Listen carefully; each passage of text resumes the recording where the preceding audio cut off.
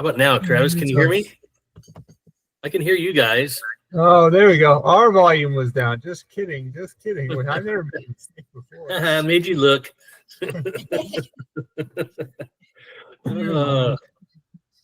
And I took the bait because I'm like, yeah, it's probably something. What are the odds? What are the odds that I don't have all my ducks in a row right now? Pretty good. Pretty good. We can count on that. How you guys doing? We're doing pretty good, sir. We're doing pretty good. We got about, I don't know, half mile of fence line cut yesterday, so that was fun. Yeah. Yeah. Welcome. All right. Well, that's cool. It sounds like a lot of work. Good morning. Just a little bit. Yeah. Oh man. I guess. And I probably am gonna end up. I'm never going to see this, but I have so many cuts all over my arm because it's all like this like disgusting viney. It's just horrible. So we cut all the fence line, and I probably have poison oak now. So we're gonna see how that goes too. Oh, so the gift I'm already that itchy, so I definitely have poison oak. Oh, the gift that keeps on giving, right? Exactly. Oh my gosh, yeah. That stuff is just brutally horrible. Oh my gosh. Yeah, so it's I kind of was looking at what we had left. It's quite a bit with these. I'm kind of combining the last two meats together, but otherwise they would be two thin ones. May run over. I don't know. We'll just get it all in there. I might just break up the recordings into two shorter ones, but we'll just go from there. I hope everybody. I hope we get some. Quite a few people. I mean, again, that's really what all makes it is. It's really not about what we're talking about. It's all about the people that are sort of involved and throwing stuff out there with us, and asking questions or throwing in stories and and just contributing and yeah, so we don't have to listen to me so much for sure. So, yeah. Right. Yeah. So on that, I mean, anybody have any thoughts? Any questions or anything going forward? We'll just go ahead and get started. Travis, yeah, I was. Well, we touched a little bit on the other day about the outing and trying to get some gear over there and that sort of thing, and we'll keep working on that. Whoever wants to go, if even anybody that's not even signed up for this thing, they're welcome. I mean, we're just going to go have some fun. So yeah, we'll see. We have our campsite booked, so we're good to go. Yeah, I saw that, and so yeah, that's awesome. I know there's some people that are going to join us. I think, well, I'm guilty of it too.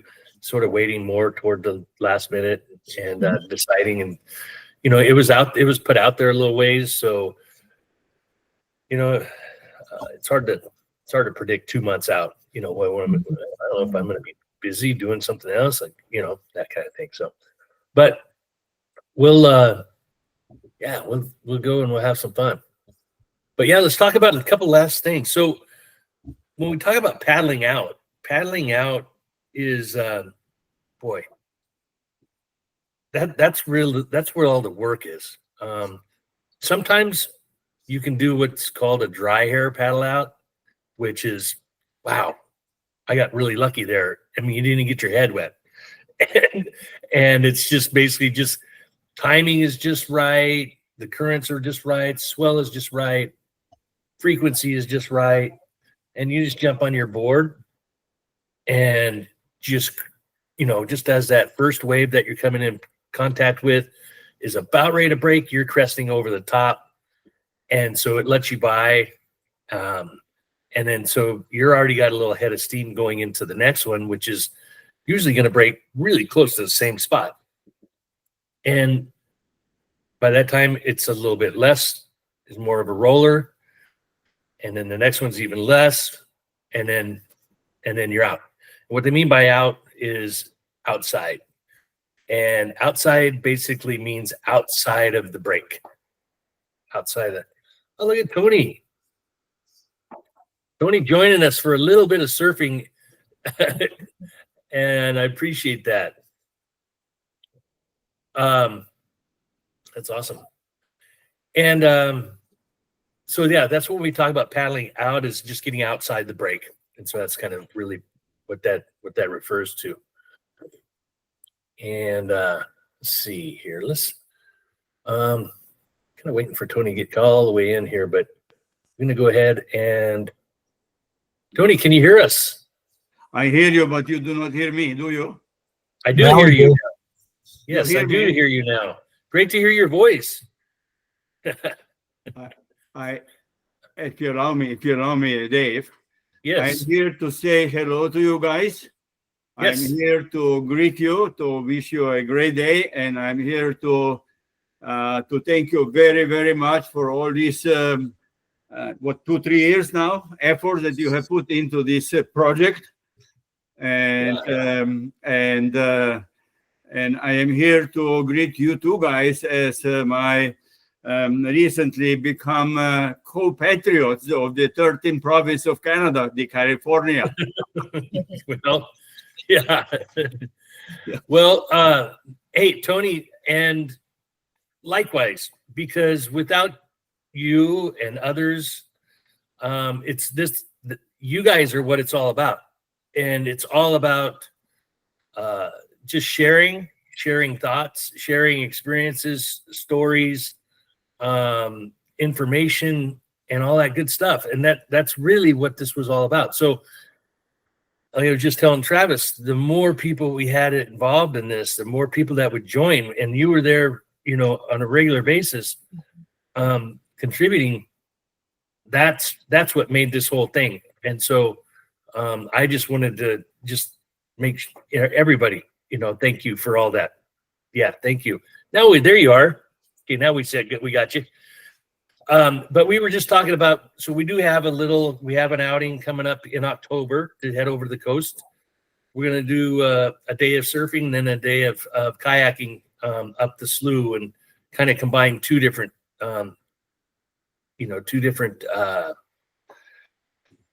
things, you know, in one trip over there. And yeah, and just kind of finishing up. So these last two subjects, we were just talking about paddling out and surf breaks, and then we're talking about sort of the surfing ethics, which you'll kind of see what we're talking a little bit about there. There is, because if you think about, you go down to the beach and there's this one spot where all the waves are breaking really good. Well, all the surfers are going to be compacted right in that one spot, right in one area. And if you're not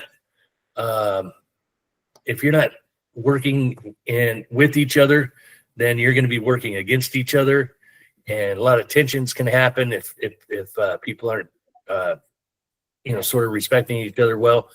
And man, that's one of my biggest pet peeves is I'm out there to have a good time. I'm not out there to see if how many waves I can get of yours. And it's it's a good day when everybody heads back to the beach with a big smile on their face, so that's what it's all about. But let's first just talk about, before we even get to that point, we got to get out into the break, into the surf, into all that good stuff. Let's talk about. Is that you, Dave?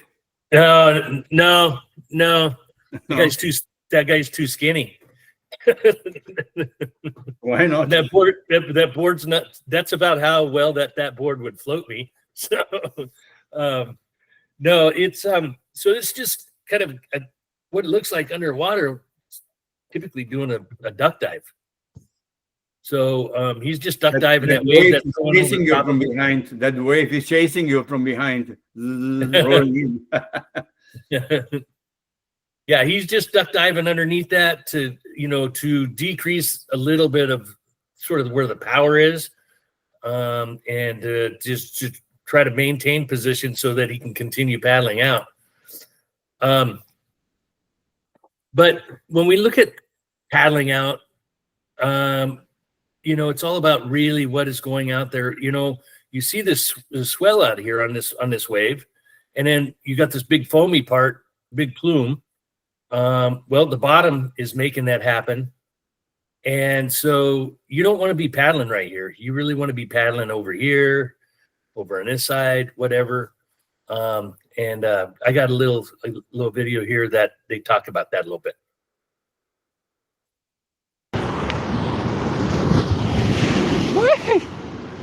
This is the ocean. Salty and wet. This is where our story begins. Before we can become good surfers, we want to have at least a basic understanding of what makes a wave work.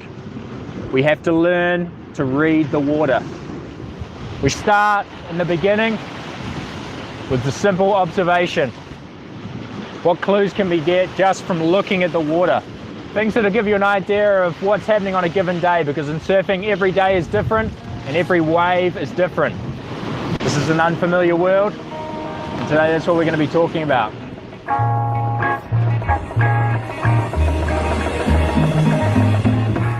Somewhere in the world, wind pushes along the surface of the sea, creating waves. These waves can travel for large distances in deep water, until finally they're thrust up and they break as their energy explodes in a symphony of sound and color that create the waves that we can surf. There are 4 things that will decide the shape and quality of a wave: the swell, the wind, the tides, and the shape and contours of the sea floor, known as bathymetry. Swell is first. Now you'll take whatever you can get, but the best swells are produced by a large storm a long way away. This gives the waves time to organize themselves as they travel towards you. The further they have to travel, the larger the distance will be in between waves. This is called the period or interval, and it's measured in seconds. Now we want at least 10 seconds if we can get it, and 16 seconds and above is worth breaking promises for. The wind will affect the local texture of the water.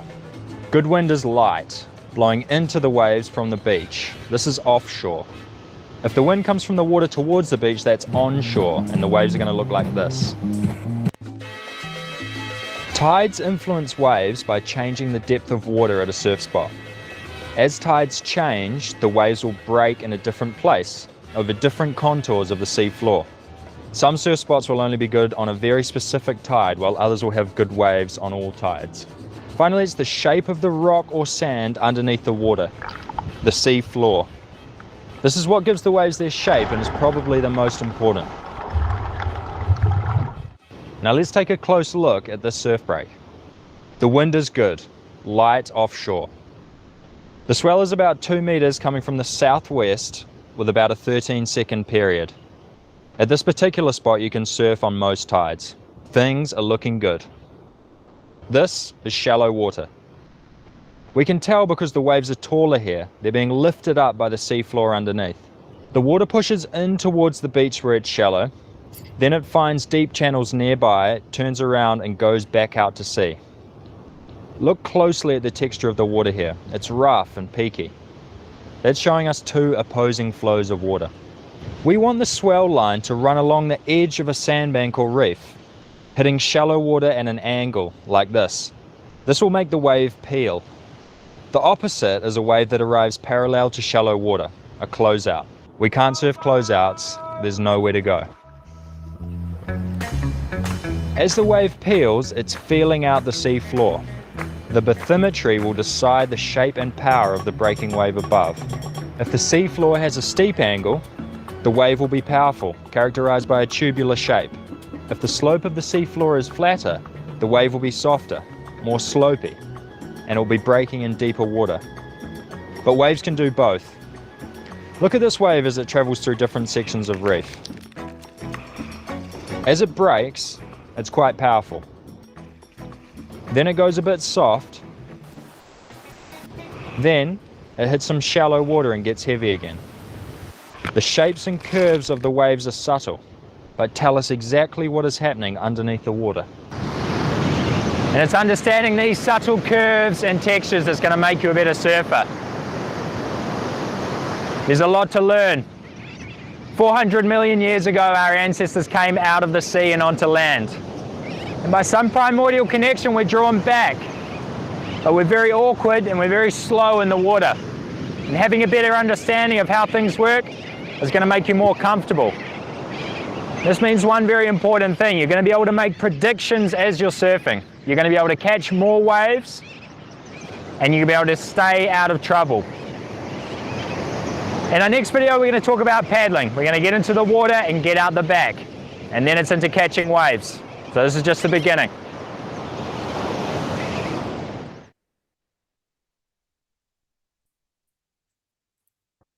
All right, so that was, I mean, it touched on a lot of different things, but in a simple manner.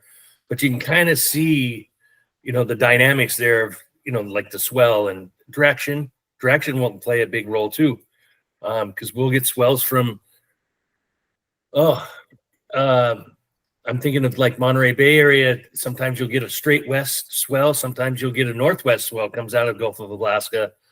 And it depends on where those storms are from, different times of year, you know, ocean currents, they all kind of play a role there. So it's really, so it can be scientific, or you can take, as I've kind of told the story back when I got started with going surfing with Dan, I didn't care. We were going surfing. And it didn't, I don't know, you know, when we got there, that's when I knew what the swell would be doing or if the surf would be doing. Or if we'd just be hanging out in the bus drinking beer and playing cribbage all day, or if we would actually be out having a good time in the water. It's like, yeah, I'm not going to worry about it right now. It's, you know, plus I had Dan to do that. So, but it can be very scientific, and there's a lot to it. And you will spot, and you will, especially a lot of local surfers, first thing they do, get out of the car, they'll go to top of the dunes, and then just start looking around, and they'll start looking around at everything that he was talking about, the swell direction, tides, winds, all that good stuff, what the waves are doing and stuff. So it's pretty interesting stuff. Let's get so when, as you can kind of see in this diagram here, obviously in that white area, which the white area is going to be referred to as the impact zone. Kind of makes sense. And a lot of times when you get into a wave or you fall, this is where you'll find yourself.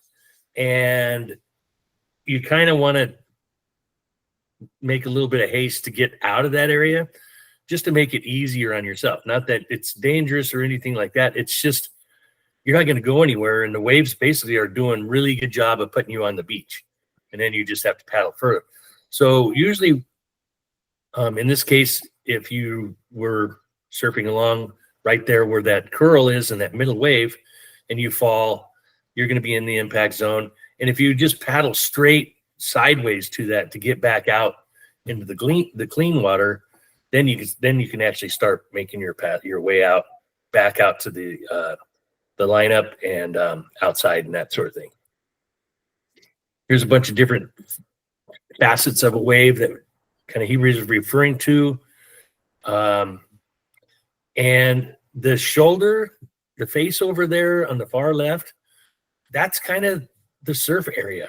Now, the better you get, the later you take off and things like that, you can sneak down into the pocket, curl, down in the tube, and that sort of thing. But you don't see any surfers out there in the impact zone. They avoid the white water.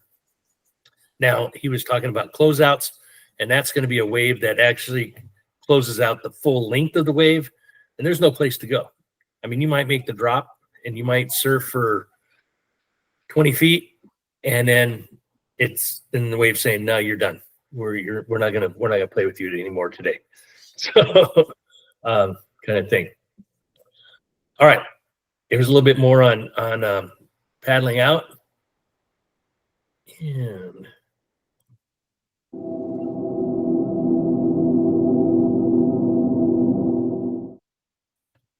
Hi, I'm Johnny Fryer, and here's a quick instructional video to help you progress with your surfing.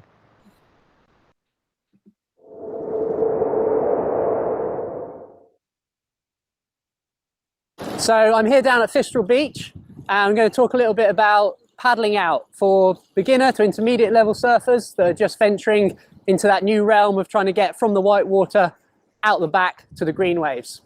So there's a few basic principles that are important and a few techniques that are going to really help you get out the back easily. The first is to make sure that when you come down to the beach that you look at the waves. Okay, don't just go running down straight down to the water's edge and start paddling out. Where I am at the moment is perfect. I've got a nice high vantage point so I can see the whole of the break. I can see where other surfers are sitting. I can see where the peaks are breaking. And I can also start to look for any gaps in the sandbanks where there might be channels, which will help me on my paddle out. First of all, when you're paddling out, you need to be confident with some of your basic techniques. Push-ups over white water, some sort of head dips or punch throughs, and you're going to need to learn duck dives if you're on a shortboard and turtle rolls if you're on a milli-mal surfboard. Okay, so as you start to make your way out into the surf, first thing you want to do really is walk out as far as possible. So try and get out to about chest height and just keep jumping those chunks of white water as they come towards you. And then if you see a lull or a break in the sets of waves, get on your board, and then you're going to start paddling, and you really want to be paddling hard at this point. As you make your way out through the surf, really important that your first priority is to avoid waves if you can. So if you can paddle round peaks as they come in, or around big chunks of white water, that's obviously going to make your path out to the lineup much easier. So the key is to try and break through the impact zone as quickly and efficiently as possible. And generally, if you give it 100% and paddle as hard as you can, you'll find that you can kind of break through that zone much quicker, and then you'll be out the back in no time at all, and then you can relax and get your breath back. When you're out the back, you can use landmarks as reference points so that you can hold your position when you're out the back. All right, so there's a few points to help you when you're paddling out for the first few times. Remember as well, if you're not confident, if you look at the conditions and you feel that the conditions are too much for you, then just stay in the white water, have some fun surfing, and don't venture out back if you're not completely comfortable with it. Okay, so thanks a lot for watching, and hopefully there's a few things there that are going to help you in your surfing. If you want a more tailored approach and some more in-depth coaching, you can always book a private surf coaching session or check out the surf coaching weekends and surf coaching holidays through Newquay Activity Centre. Hope that helps. Look out for some more videos coming soon, and see you out in the water. All right. Yeah. So kind of some little, and like the other video too, you do just sort of look at what the ocean's going to give you. Some days, some days it's just solid white water. And if you still want to go surfing, you're going to have to do a bunch of punching through to get out there. And I have been made bad choices on those days, headed out. I'm like, this is going to be a brutal paddle out. And you get all the way out and you're just exhausted. You're just winded. And here comes a pretty good size set that you couldn't get out, and it took you right back to the beach, and there you go. And so, it's beers and cribbage at that point. So, yes, sir. Dave, many years ago, I was in Laguna Blue, south of Los Angeles, I believe, a little bit south. And there is a shoreline there with many surfers, usually. At the time I was there, at least I saw the many swells coming in, and obviously. But the shoreline is quite rugged, quite rocky. And so have you ever had the experience of getting thrown onto some kind of a rock there or getting hurt? Because this is obviously something that would be a significant concern for a surfer relative to the knowledge you require in order to survive and to enjoy it. Yeah. Oh yeah. Yeah, absolutely. And sometimes I remember when I was down in Mexico, one of my favorite places that I was surfing was a little it was a nice bay, but right in the middle of the bay had a rocky reef that went out to a little bit of a, so the swell would come in and it'd hit that reef and then it would break down both sides of it. So, and it was very shallow. I mean, we're talking only about maybe 2 feet deep. And so you're standing up on a board and you're cruising along pretty fast. And I'm looking down and I could see the bottom. I'm just glazing over the top of the bottom of it. Fish are flying off in every direction, which is really distracting. And you know, it's like, okay, if I go down right here, this is going to be kind of ugly, very rugged, very rough. It's not polished rock or anything like that. Plus there was, you know, barnacles and everything else, all kinds of sharp things on there. And so you'd really avoid even stepping on it or even having anything to do with it. And so whenever I felt like I was losing my balance, I would just jump right back into the wave, into the pillow or the deep part of it. And it would just let me, but you wanted to make sure that you made your takeoffs and you didn't just go over, because that's when the waves are going to be breaking. You're going to be in front of it. So it was, you had to be careful, and just have to be, you know, in your skills. Now, there were some other people that were sort of also out surfing with me that were not as experienced. I was kind of in my prime as far as surfing goes. I would have been one of those people if I went out right now, but they knew that the bottom was, but it kind of slacked off. I was kind of in a really good part of the wave. They were in sort of a not as powerful part of the wave trying to take off. So they weren't catching as many waves, but they were also in a safer part. So there was some margin of error there that if they misjudged or they took off too late and they went over, they're in deeper water, and that reef did just head off into sand too. So that's you kind of have to, maybe you take off over there and so you can surf over into that more area. But yeah, it is a situation where you kind of have to know your limitations and stuff like that. But yeah, there's a lot of places that are rocky and rugged like that aren't that nice, cushiony, sandy, flat bottom that, you know, the consequences aren't bad. Yeah. Yes. You have done quite some nice description of those situations, of those conditions in your book, and I really enjoyed it, and I was like being there with you. Yeah. But considering my age today, I will need to leave you guys if you will forgive me. I want to say that I'd like to get a promise from you, Dave. Which promise would be that in my next life, Yeah. I want to take this, what is that, surface surfboarding lessons and what is that, instructions from you, because I believe that must be something fantastically fun, fantastically good. But you also, I wanted to say, I believe for all that you have to be quite physically quite strong, good swimmer, and have a good stamina, because obviously fighting those waves, that's what's required, I believe. Am I correct that way? Yeah, and what I found, Tony, because to be honest with you, I actually took up surfing pretty late in my life, and what I found is, being a runner, a hiker, all those kinds of things, when you get into the ocean, get in the surf, your legs are not really helping you too much. It's all you're paddling with your arms. And so it's that you get that cardiovascular arm stuff going on.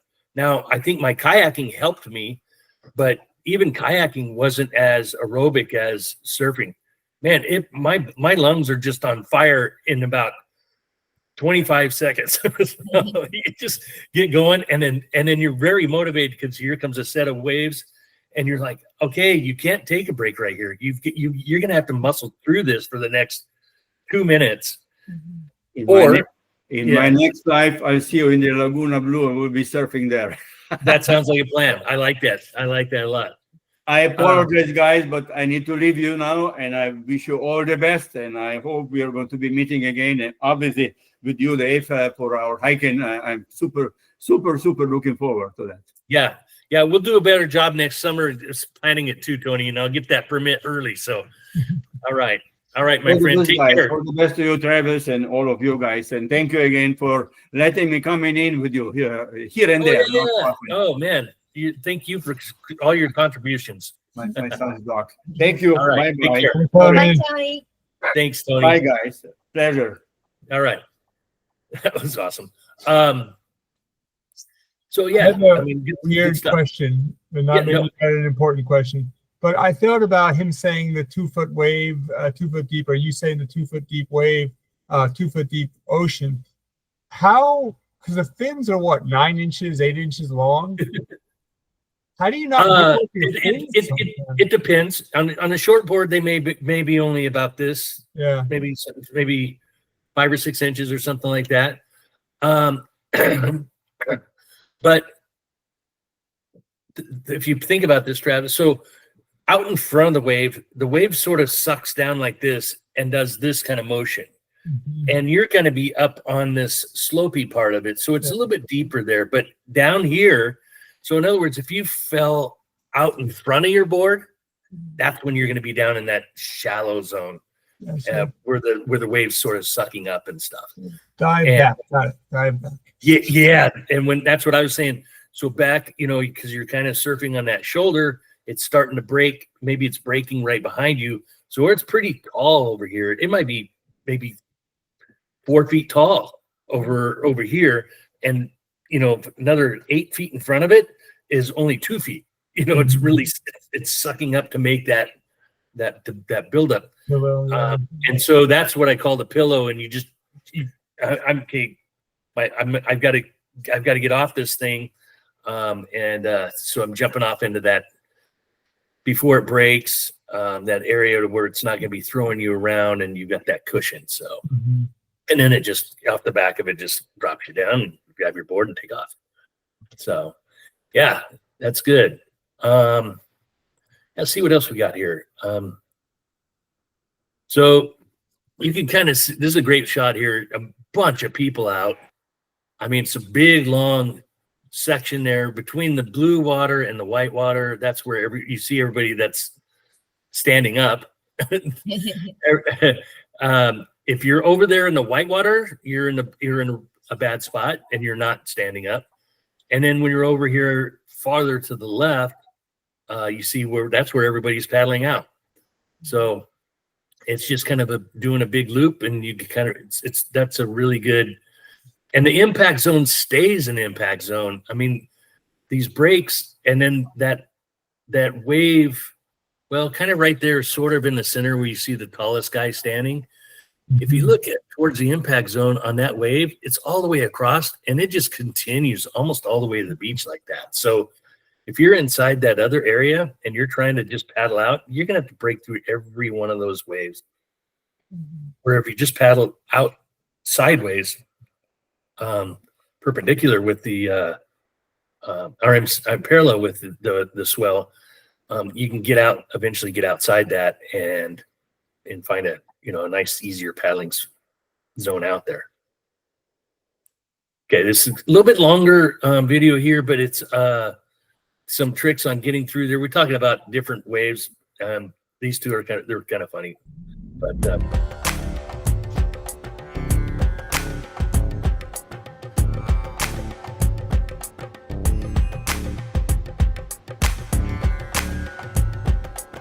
Hey, what's up everybody? How's it going? How you doing? Today we're gonna do a little review. So our 3 most common questions that we always get are, how do I do the pop-up? How do I improve my pop-up? How do I figure it out? How do I read the waves, judging the waves? And then of course, how do I get through the waves? So from the beginner, working his way out the back, he has to make his way through the waves. You gotta fight your way through the waves. So today we're gonna go over the 3 ways that we go through the waves on a longboard. And the 3 ways are? Number 1, punching through the wave. Number 2? Pop cork, or yeah, pop cork, you can call it that. And then the 3rd one would be? Turtle roll. Right. So those are the 3 ways we're gonna go. We're gonna give you a little bit of new footage and we're gonna kind of explain how we do it. So why don't we just jump into it. Now, before we jump into it, these tutorials, we do have these individual tutorials on other videos. So if you wanna check those out just to see a different angle. You know, we did those videos a while ago, but we just want to redo it this time, put them all together because, well, they're basically, you can try them all out. Now the 3 that we're doing, we like to basically progress. So the smaller the wave, you start with the punching through the waves get a little bit bigger, you can move to the cork pop, and then if the waves get really big or they're really right in front of you, then you want to use the turtle roll. All right, so let's go with the first one. So the first one, punching through the waves. Now how you punch through a wave is very simple. You just basically paddle and get as much momentum as you can directly at the whitewater. This is primarily for whitewater waves. And just before the whitewater gets to you, you're basically gonna put your hand in the pop-up position, and you're gonna basically just peel your chest up and create space between your chest and the surfboard right before the wave hits you. As soon as the wave hits you and passes through you, usually the wave will pass in between you and the surfboard, or sometimes it'll pass underneath the board and you'll actually go over it. So there's 2 ways to do the punch. One is basically just peeling your chest and then back down. And then the more advanced way to punch through is you can actually use your feet to basically use one foot to kind of kick your body up at the same time that you are punching. So that's the punching through the waves. This is good for small waves, small whitewater waves. The key is as much momentum as you can get, and you want to be perpendicular, perfectly straight against the wave. Second one, you want to take this one, Atua? Sure. So the second one's called pop cork or cork pop, whatever you want to call it. So the way that this one you do is right when the wave is almost. So you start by you're paddling towards the wave, and you want to do this one not on a big wave because they're also going to flip you upside down. But how you do it is right when you're almost to the wave but not too close, you go into a seated position, and then you pull the nose of your board up, and then what I do is I tuck my feet under me and put them on the board, and then I put all of my weight onto the tail of the board so that it's like you're sinking the tail into the water. And then right when the wave is almost just about to get to your board, then you let all the weight off your back, and you should kind of jump out of the water. It takes some practice, but once you get it, it does help you get over the waves. Yeah, it's like you kind of climb the whitewater. And Atua actually does that on pretty good sized waves. And like he said, if the wave is too big, you're gonna realize it because it just won't work. You'll go to do it and then you'll end up basically flipping backwards, and then what that means is you should have done a turtle roll instead. All right, so that leads us to the third one, which is the turtle roll. So the turtle roll, also known as the Eskimo roll, is probably one of the most commonly known or taught ways of getting through a wave on a longboard.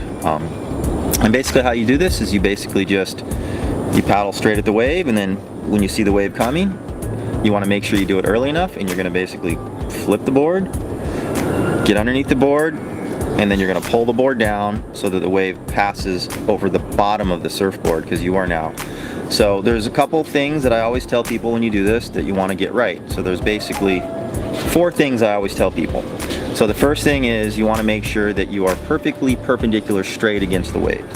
If you basically do the turtle roll and you end up kind of crooked, it won't work because it'll rip the board out of you. So you got to be straight like an arrow. So the wave's coming this way and you're straight at the arrow. The second thing I always tell people is you want to make sure that you flip upside down in position into your turtle roll position perfectly before the wave makes contact. If you're in the middle of the turtle roll, the wave gets under your board, rips it out of your hand. And the third thing I tell people is you want to make sure that you get in position and that you're pulling the board so that you seal the board to the water so the wave will go over the bottom. It's going over the top of the board, but the board is upside down, so it's going over the bottom of the board while you're underneath it. And then the fourth thing that I always tell people is you want to separate your body from the surfboard. So a lot of people will do the turtle roll and they keep their body like really close to the board and then they move. You want to be like a drywall screw, right? So as soon as you flip into position, you're gonna have your hands like this, so you don't put it on your head. You're gonna hold it like this, or some people will use their forearms and hold the board like this, never putting the board on your head. And you want to basically drop your legs down a little bit, and some people find that if they spread their legs, that helps because it creates kind of like a drywall effect, so that when the wave basically comes over you, you don't get pushed back too far. So if you follow those 4 little tips when you do your turtle roll, it takes a little bit of practice. As you can see, we did it in some of the videos here. You can perfect your turtle roll. So go out, try these out. basically progress. Start with the punching through the waves. You can learn the turtle roll might be a little bit easier than the cork. Even though the cork isn't used as big waves, it's actually probably a little bit harder to master when you say it to them. Yeah. But it's kind of fun because you can basically just pop right over the One waves. thing about the turtle roll is that if sometimes, not very often, but if this does happen, that means it's really fun. You're going and you're upside down, and then the wave will sometimes flip you over and put you on the wave riding. Right. That's like an accidental thing.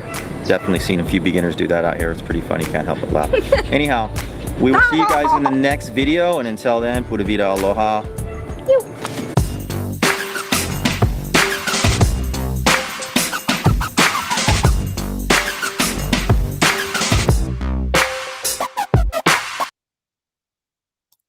So some good stuff there. To be honest with you, the first and the last one was probably really all you need. The pop cork, I've never even attempted. There's a lot of timing issues there with that one, and boy, you're just gonna. There's some other ways. It's funny. You're gonna get if you spend any time out paddling out, you're gonna have, every day is going to be, the waves are going to be a little bit different size, little bit different power, shape, all that good stuff. And so these techniques, I'm big enough to where I can duck dive a longboard. So I duck dive a lot. When I first got started, I was turtling everything. But that takes a lot of energy too, because next thing you know, you're punching out the backside of the waves, and now you got to get back up on your board in deeper water. You can't just jump off the bottom and get up on it. You've got to crawl up on it and stuff. So it's pretty tiring after just paddling out and everything. So there's a lot there that gets tiring. And let's see. Hey, Dave, I got to get to work. Okay, Afton, it looks like you and I then. Well, okay. So. Jose is still there, so that's awesome. Okay. All right, Travis, we'll see you, my friend. Okay. All right. We're gonna go ahead and punch all through all this good stuff. This one here is just a little bit more on just duck diving. We can kind of take bits and pieces of all these and kind of plan to ourselves.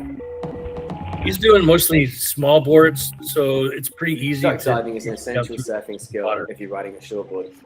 Duck diving enables you to efficiently get out the back in all conditions. There are 4 main skills that we need to have to do a successful duck dive. First of all, we need to learn to time the duck dive, then sinking the board, sinking yourself, bringing yourself down to the board, and then resurfacing. We need to always start the duck dive early enough so the board can sink completely before the wave passes over us. A good rough timing guide would be to start your duck dive when you're a board's length away from the wave. The first thing we must do is straighten the arms. This is so we can sink the more buoyant middle part of the board first. Really try and lock your arms to attain maximum depth. Once you have the board as deep as possible with your arms, it is time to push down with your foot onto the tail of the board. This should get the board into a position where it is horizontal, deep under the surface. Release your foot from the tail so your body is now facing down to the board.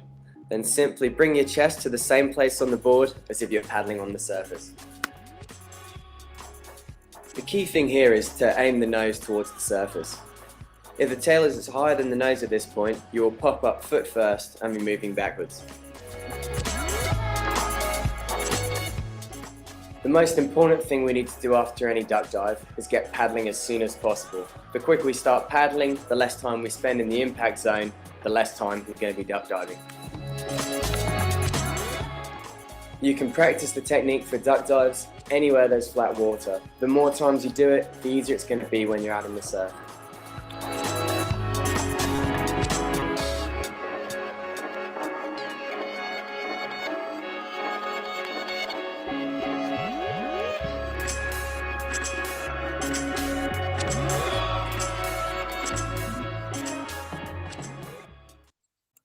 Yeah, so that's just kind of just more visual, more somebody else's explanation on what's going on there. Like you were saying, taking a board and sinking it. And obviously a big long board is very buoyant and it's hard to sink them.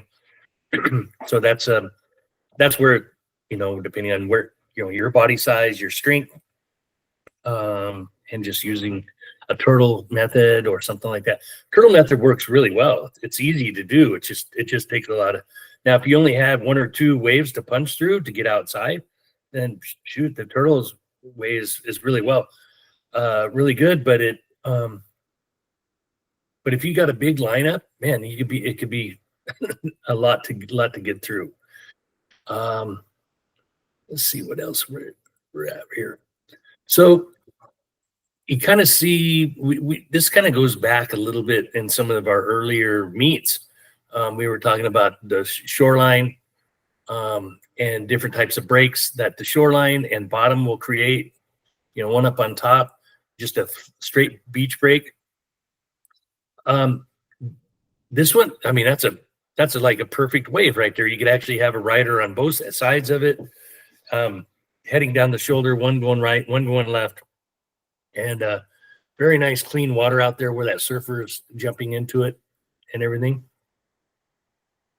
The point break is usually going to be one direction or another. This one here happens to be a left, the one in the point break in the middle. So you're going to be pointing off and surfing off to the left all day on that stuff and heading down through it. And then a reef break is going to be sort of an area. It could be like a beach break, or there's going to be a hard portion of the bottom where maybe the sand is washed away around it, and now the reef is protruding up from the bottom and creating a break right there. A lot of Hawaiian waves in spots like that are kind of have that characteristic. And so this is what sort of all 3 of those are looking like. You see the beach break there. Basically, there's nothing there. It's just a beach that's creating. Whereas a reef might be further out, and it could cause some waves in the white section of those lines. That might be what you're looking at, and then you could have a point that's sticking out, kind of a shallower spot, and it's peeling off in each direction.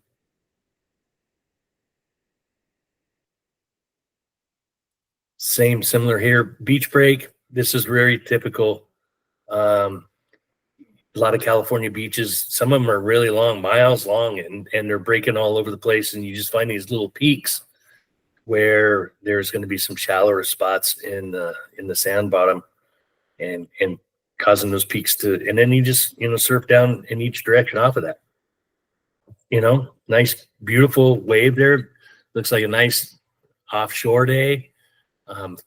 Creating big spray plume off the back. You can kind of see the wind direction going there. Very clean, and looks like just one guy out surfing. So as far as getting out and being, because you really can't ride a wave, stand up, do anything until you get out there. So if you can't get out there, then it makes it hard. A lot of these waves sometimes will reform inside too. They may break out. Maybe there's a reef out there and they're breaking, and then it hits deep water and they have a chance to kind of reorganize a little bit, and they may hit the shallower beach inside and reform. And so you may just want to stay and surf the inside portion, and now don't have to go out and punch through all that stuff.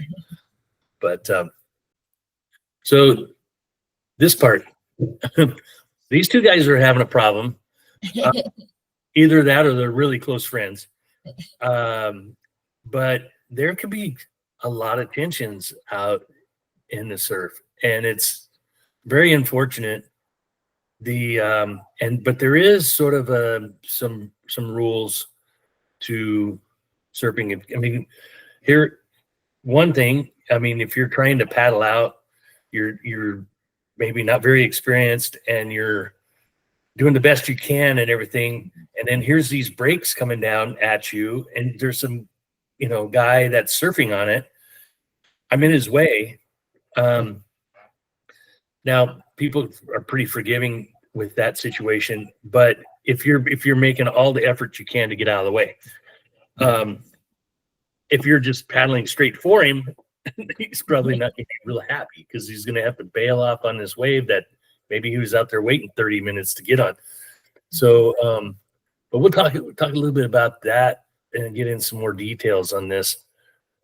Do's and don'ts, I guess.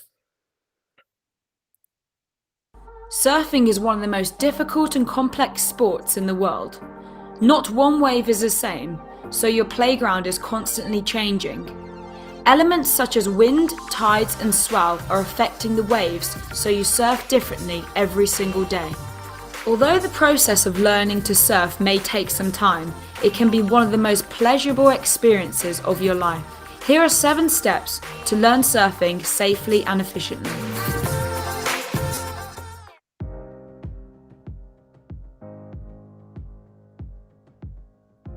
Surfing the proper surfboard is so important. It can make the difference between surfing 20 waves or 0 waves in your session.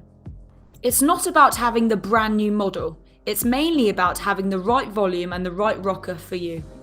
The volume is the measurement of how much flotation your board has. It depends on the length, the width, and the thickness of the surfboard, from its nose to its tail. You want lots of volume. Choose big surfboards, either longboards or foam boards, boards that are wide, thick, long, and have flat rocker. A rocker is the banana shape of the surfboard. It has a great performance advantages for experienced surfers.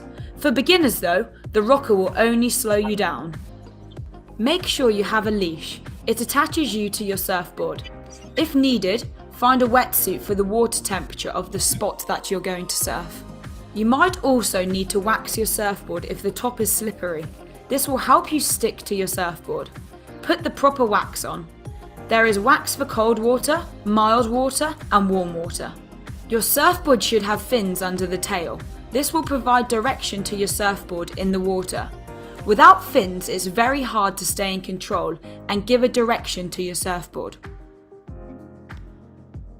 Choosing the proper surf spot is crucial for both your safety and your enjoyment in the water. A common misconception is to think that beach breaks, meaning spots with sand bottoms, are better for beginners, and spots with rocks or coral reef bottoms are better for more advanced surfers. In reality, there are sandy beach breaks that are better for advanced surfers, some reef breaks that are good for beginners. For example, here is a beach break in Bali. Even though the bottom's made of sand, these are not good conditions to learn on. This is a reef break a few hours away. Because the tide is high, surfers don't have to worry about hitting the reef. Also, because the spot doesn't pick up as much swell, waves are much smaller, making it perfect conditions to learn on.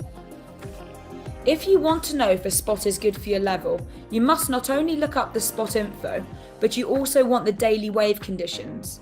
Some spots can be perfect to learn on some days, and on other days when the swell's too big, waves may only be suitable for experts at the same spot. There are many ways to find out what the right surf spot is and what conditions are right for you. You can ask any experienced friends, visit a local surf shop, or look online on the websites like surfline.com or wannasurf.com. You want to find out about hazards such as rocks, rip currents, localism, and the best tides to surf at. Doing some research on the web is always good, but the best thing is to ask a knowledgeable and experienced surfer that has been surfing that area for a long time. Before going to the beach, you should learn some basic security aspects of surfing. Here are some of the most important ones. First of all, you need to know how to swim before trying to surf. You can't count on your surfboard as a floating device. If you are not comfortable to swim without a surfboard in conditions you see at a specific spot, it's not a good idea that you surf that spot. One of the most common causes of injuries are people hitting their own surfboard. If possible, when you wipe out, jump as far from your board and protect your head. Try not to dive in head first, especially when you're surfing small waves in shallow waters. Keep a good distance with other surfers in the water. Another common cause of injuries are collisions between two surfers. The impact zone is a place where the lip of the wave hits the flat water. This is the moment when the wave is at its most powerful stage. On big waves, getting caught on the impact zone can mean getting dragged fiercely down to the bottom. Beginners shouldn't be surfing in big waves, but it is always a good habit to try and avoid the impact zone by paddling either towards the whitewater or towards the open shoulder of the wave. Be careful not to get in the way of surfers riding the wave. You might have to duck dive or turtle roll in the whitewater to avoid this situation. Although it's not always fun to aim for the whitewater, it's sometimes necessary. Waves lose lots of power with every second that passes after they have broken. Going for the whitewater is better than being right on the impact zone and getting the lip crashing on you. One of the most easiest ways to lose your air underwater is to panic. Lots of beginner surfers think they get stuck under the water for 15 seconds. Although it may seem like a long time, if you're surfing proper beginner waves, you shouldn't get stuck under the water for more than 3 or 4 seconds. In case of any emergency, you should be able to get your surf coach or a friend's attention quickly and easily. You should discuss with your surf coach or an experienced surf friend about this signal, so it is clearly understood between you both. One of the most efficient signals is to call your coach whilst waving one arm in the air straight, to and fro above your head. A rip current is a powerful water current that runs out of the beach perpendicular to the shore. The longest rip currents can extend in length for a few hundred meters, but their width is rarely more than 10 meters. This means it's possible to paddle out of a rip current in a pretty short amount of time. Never paddle against the rip current. The first instinct of many surfers to try and paddle back to the shore when they get caught in a rip current. Rip currents move quickly. Even experienced surfers often can't fight a strong rip current. If you are in a rip current, don't panic. Because rip currents are narrow and because the strongest, fastest part is in the center, the best way to get out of a rip current quickly is to paddle sideways, parallel to the shore. To make paddling easier, you can paddle in a diagonal with a slight angle out to the horizon. Once you get out of a current, you'll be able to paddle back for waves and for the whitewater to help you get back to shore with a limited effort. There are many rules to go by in surfing. Don't paddle inside, don't drop in, don't snake, don't ditch your surfboard, and so on. It may sound confusing when you're new to the sport. If you want to know more, watch our surf etiquette video for the top 9 rules you need to know. Look for the link in the description below. Here are some of the most important rules for your first day of surfing. The surfer with the longest potential ride has priority for the wave. Here, surfer A, who is closest to the peak, the first breaking part of the wave, has the right of way. Surfer B stops paddling to make sure he doesn't drop in on surfer A's wave. In this situation, surfer A can't ride the wave the way he wants to because surfer B just dropped in on his wave. Drop-ins can cause collisions, frustrations, and injuries. As you paddle out to go catch some waves, you must do your best not to get in other surfers' way. Don't paddle where most waves are crashing and where the majority of surfers are riding. Instead, try to avoid other surfers' trajectory when paddling back. When a wall of white water comes to you, it can be tempting to throw your board away and dive underneath.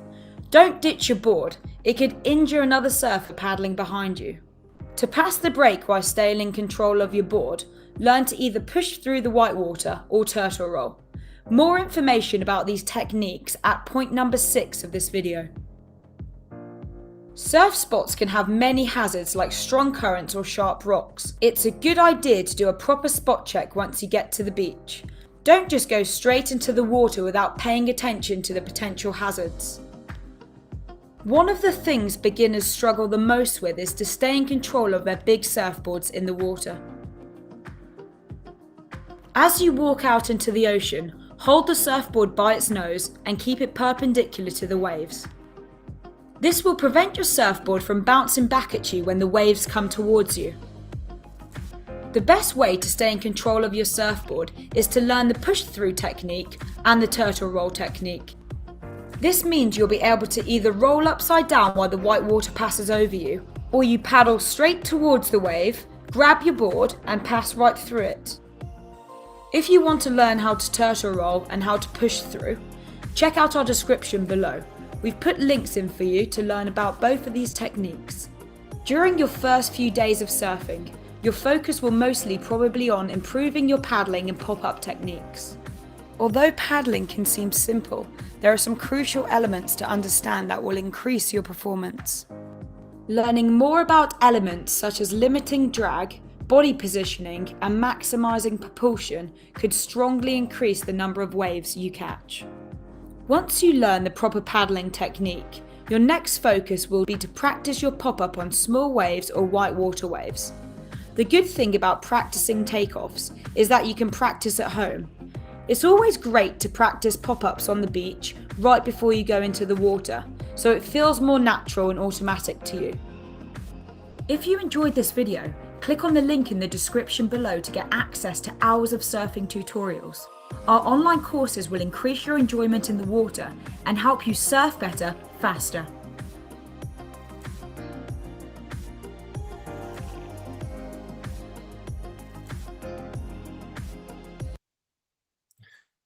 Yeah, a lot of that stuff we I think after we talked about earlier too.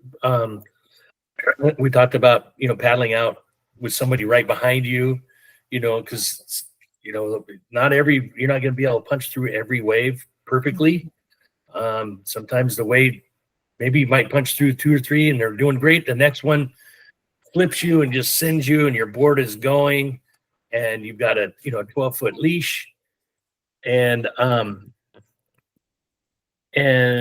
next thing you know, you got a guy that's 10 feet behind you, and he's not happy with you.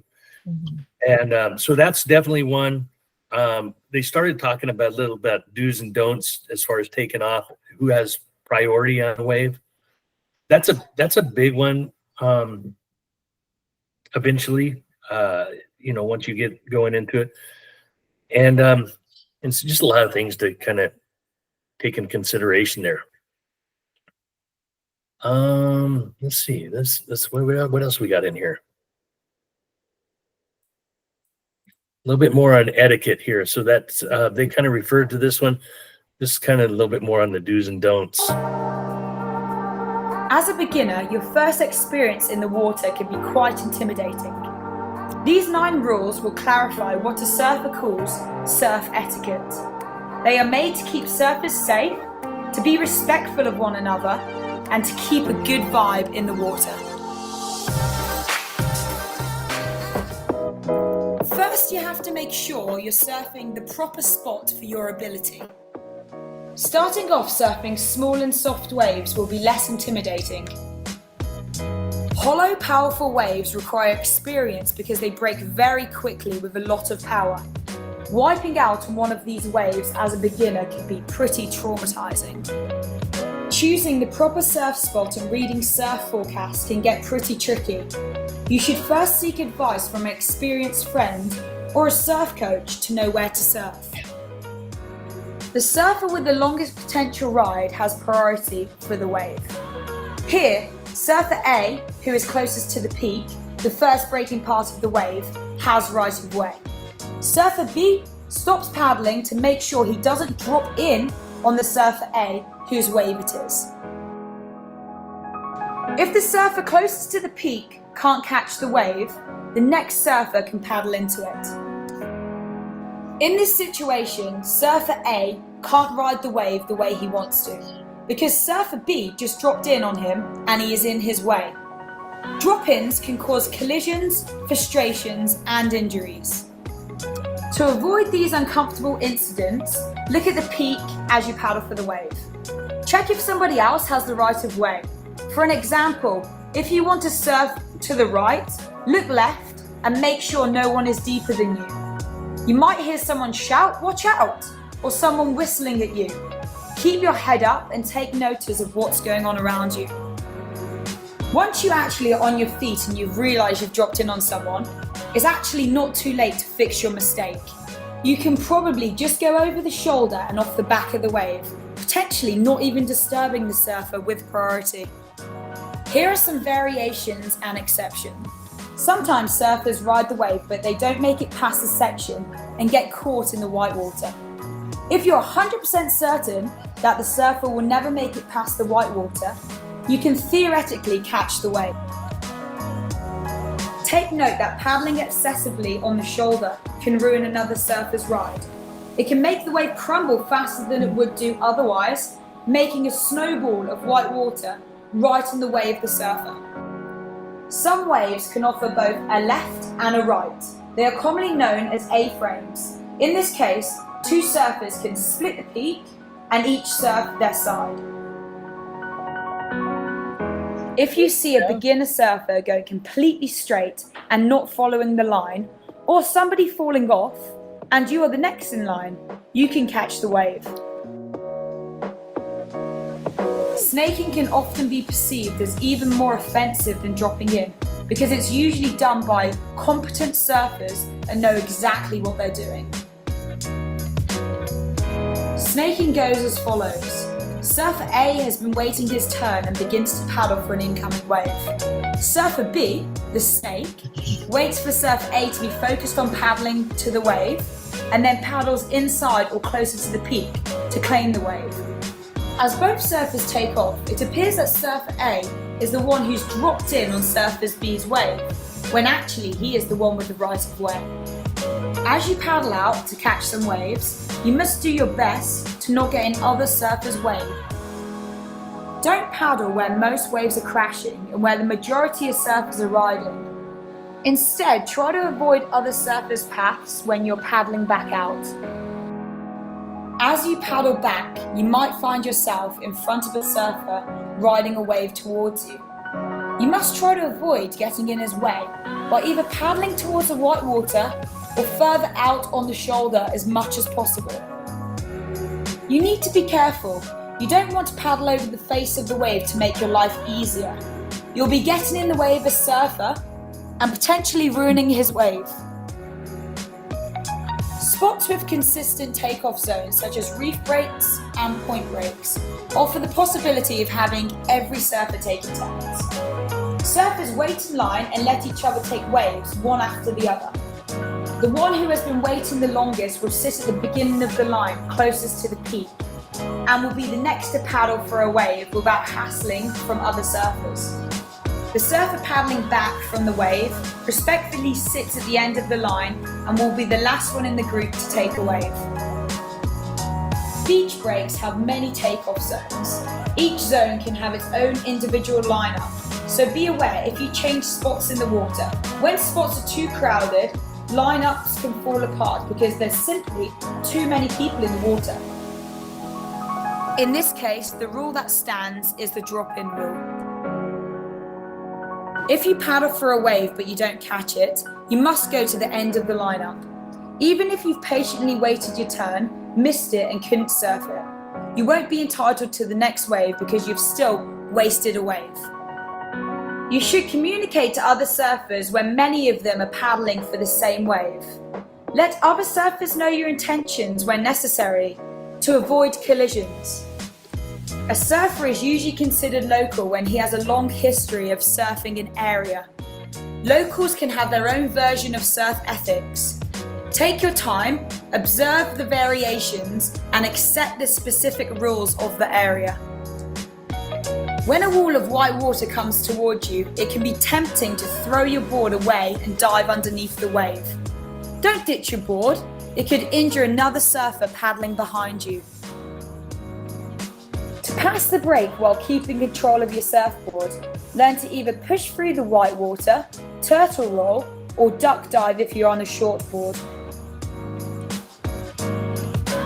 In most cases, experienced surfers are able to tell if you did something wrong on purpose, such as dropping in on their wave. If you do end up dropping in on somebody's wave, simply apologizing makes a big difference and reduces tension in the water.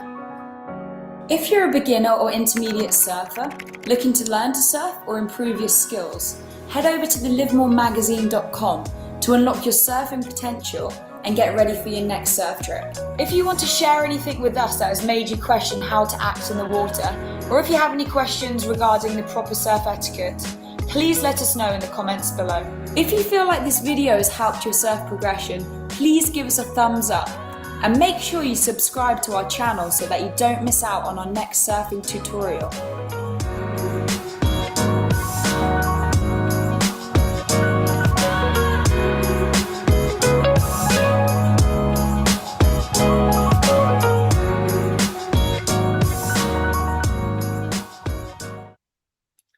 That one had a lot of good stuff, and you can kind of start seeing how doing something, you know, would affect other surfers and really piss them off. If you, one of the things too, I always try to tell people too, that if you're paddling and you've got this wall of, you know, this break coming at you and you got a surfer, there's no way you're going to get around in front of him.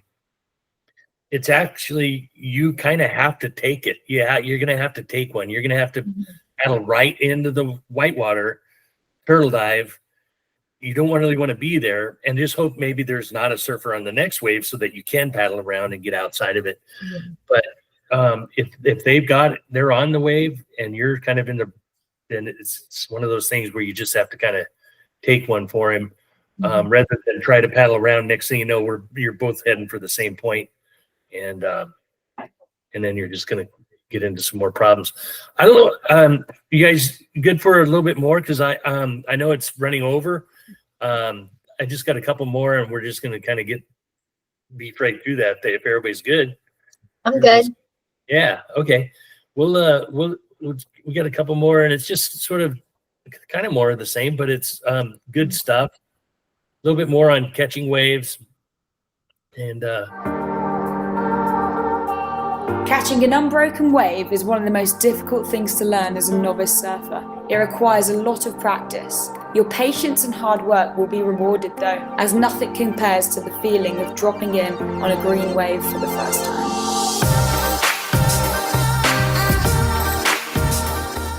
First, you must understand the 4 different stages of a wave. At stage A, the wave is a lump and it will be impossible to catch. At stage B, this is where you want to catch a green wave. This unbroken wave shape has the perfect power and steepness for you to paddle into it. At stage C, the wave will break onto your back. At stage D, the wave has already broken and has now become whitewater. Now let's have a look at how to catch green waves. Catching an unbroken wave is the art of predicting where and when the wave will be catchable and positioning yourself accordingly. You want to sit about 4 to 5 meters out from where the majority of the waves are breaking. If you wait in the exact spot where the majority of the waves break, you will start to paddle and the waves will break on your back. Whilst you are sitting 5 meters out further than the break, look at the horizon to try and spot lumps that look like stage A waves. Pick a wave, turn around, and give a minimum of 8 strong paddle strokes. You want a wave that transitions from stage A to stage B as you're paddling for it. The next challenge is to match the speed of the wave when you're paddling for it. Matching the speed of a whitewater wave is very easy because the foam pushes you forward. Matching the speed of a green wave is a whole nother ballgame because there's nothing pushing you forward. Now it's a combination of a proper paddle technique and your new friend gravity that will get you into the waves. To maximise the chances of catching unbroken waves, you need to use the right paddle technique. You do this by using long, strong, deep paddle strokes. You also need to be positioned perfectly in the centre of your surfboard and have your nose coming out of the water, but no more than 5 centimetres. Make sure you take a glance over your shoulder to know if you need to paddle more or less depending on the wave shape. At that critical moment when the surfer gets that lift up on the wave, he keeps his head low, putting extra weight over the nose. This is key to sticking on an unbroken wave. Your head and the upper part of your shoulders probably weigh 20 kilograms or more. Imagine the difference it can make when you bring your head lower and closer to the surfboard as you are lifting up on the wave. This weight helps you use gravity to stick on that green wave. This surfer is positioned too far back on his surfboard, making his nose pop out of the water a lot.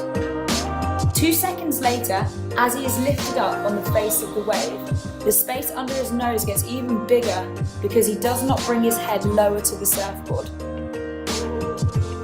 Often, when the wave is at a steeper stage, you won't feel like you need to bring your head closer to the surfboard's nose. At this point, you may want to arch your back to slow yourself down to get a better entry into the wave. You should do your pop-up on the top 2/3 of the wave. Once you feel your tail lifting and you feel that you're gliding with the wave, give 2 last paddle strokes. Put your hands beside your pectorals, arch your back, and then pop up. When you feel confident you've caught the wave and you give those 2 extra paddles, don't hesitate to pop up. A common mistake is to keep paddling down the face of the wave until you're at the bottom. Arching your back will prevent you from nosediving and also slow you down so you don't go all the way down the face of the wave on your belly. Here are some tips for catching green waves. We often see beginner surfers making the mistake of sitting a lot further out than experienced surfers. The spot where experienced surfers sit is usually a good indication of where the waves are breaking. Next, you want a board that floats.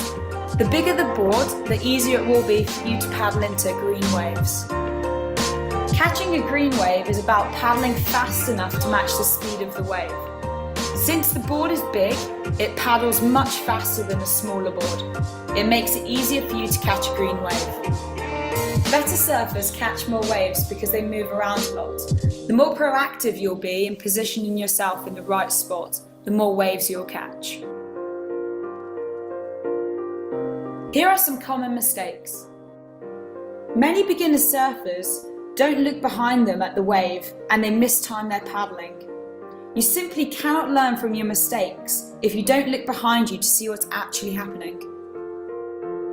Don't paddle with too much angle for a wave. At first, you want to be paddling perpendicular to the wave, facing straight to the beach. This is the easiest way to catch a green wave. Don't think you've paddled enough. When you're doubting if you've paddled enough for a wave, give those 2 extra strokes before popping up. Don't be afraid to nosedive. Nosediving never happens because you've paddled too much. Nosediving often happens when you hesitate. Don't paddle enough, lose your speed, and get pushed forward by the wave. It can also happen if you're paddling too far up on your surfboard with your nose already sinking in the water before you've even started paddling. You may also nosedive when you're trying to catch a wave at stage C, when the wave is already breaking. So finally, here are the keys to catching a green wave. Sit 5 meters further out than the break. Look over your shoulders. Paddle into a stage B wave. Make sure you've got the proper paddle technique. A bigger board for faster paddling. Keeping your head low when the wave lifts you. 2 extra paddle strokes. Arch your back and pop up. If you're a beginner or intermediate surfer, looking to learn to surf or improve your skills, head over to thelivemoremagazine.com to unlock your surfing potential and get ready for your next surf trip. If you have any questions on how to catch a wave, or you want to share any of your experiences trying to get onto an unbroken wave, please let us know in the comments below. If you feel like this video has helped your surf progression, please give us a thumbs up and make sure you subscribe to our channel so that you don't miss out on our next surfing tutorial.